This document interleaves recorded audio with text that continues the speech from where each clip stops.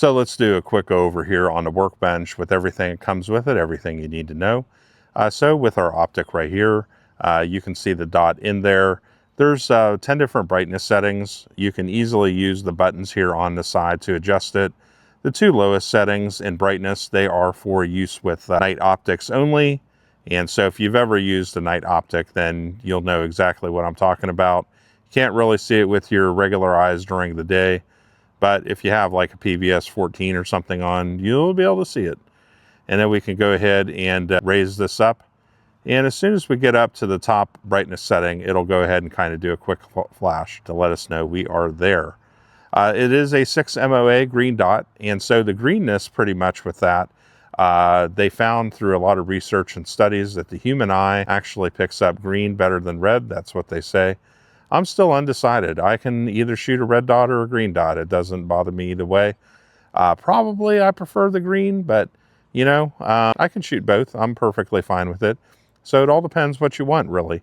The other thing with the 6 MOA dot, I've done some different testing between 2 MOA dots, 6 MOA dots. If you do have mild astigmatism or a bit of astigmatism, usually the bigger dot you're going to find is a bit better. It's not going to starburst as much as that smaller dot typically, you know, so that's something to kind of keep in mind. But yeah, just have a good look at it here, see what you think. We'll also show it to you in dark conditions as well, so you can see that, and then also too at the range. Let's see, we don't need our box anymore here. And then also we have a card here for putting the screws in and going through all that in the torque setting for those. I recommend that you go ahead and get like a small torque wrench or something at some point. I found hand tightening them, you know, it works fine overall, but you know, probably do want to check it with a little small torque wrench. And then zeroing it in. With the other SE that I had, I found that it was very easy to zero in, no problem at all. You'll see that in this video. Not hard to make the adjustments. Pretty much with our little screwdriver right here, we can do the windage here on the side and then the elevation here up top. The battery tray, the battery compartment is right here.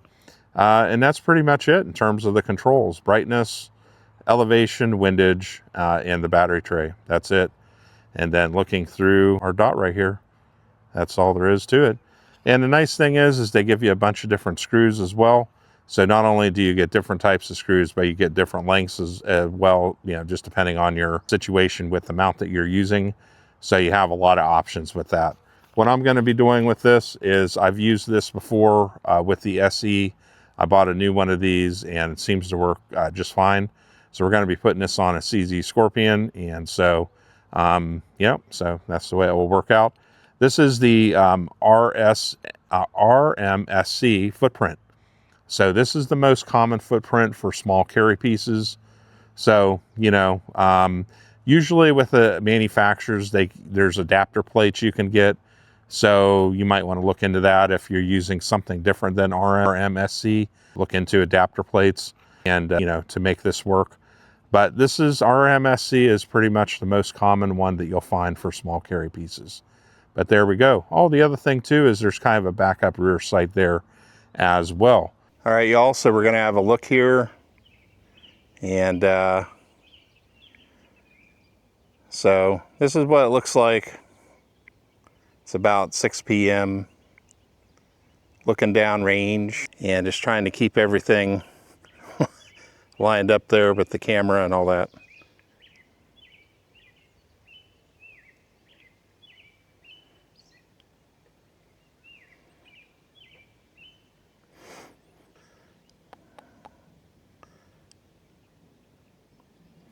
There we go.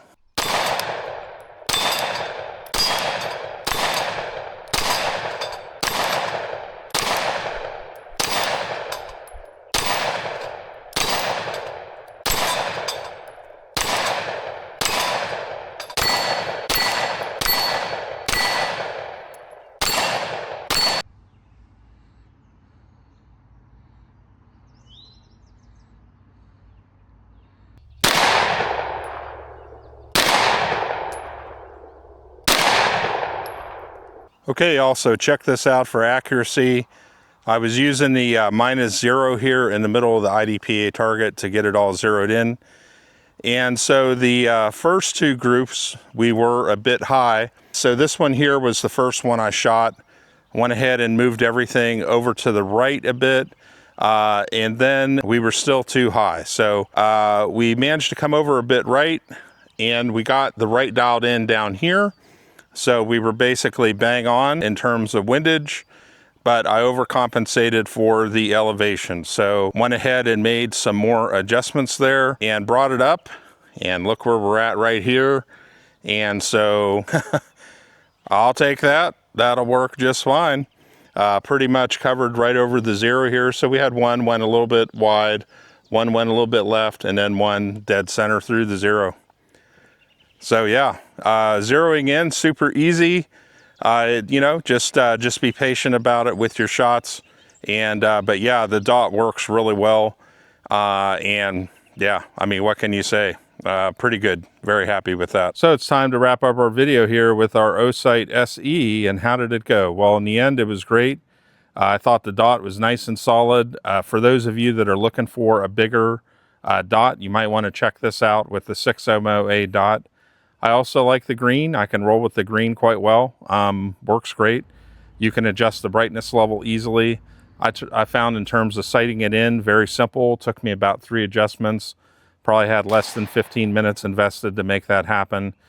So super happy with that.